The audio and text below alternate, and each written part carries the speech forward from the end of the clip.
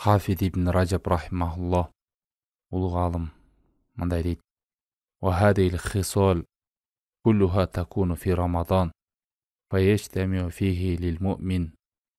Мына ушул касиеттер, бул сыпаттар Рамазан айында момун адамда болот.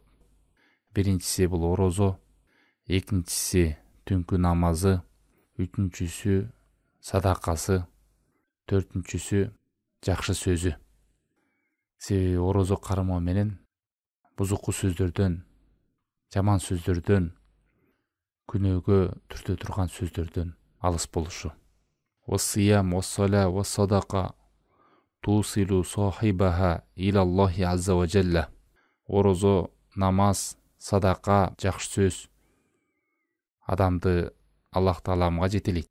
Мурунку салафтар айткандай: "Ас-сола тусилу сахибаха иля нисфит тарик".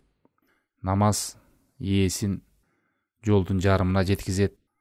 "Вассиям юсилуху иля бабил малик". Ал эми орозо болсо падыша болгон Аллах Тааламга жеткизет. Мына намаз жарымына чейин жеткизсе, орозо толуктайт. "Вассадака та'худу биядихи фатудхилуху алал малик". Ал эми садака болсо колунан жетелеп, улук болгон Аллах Тааламга, падышага киргизет дейт.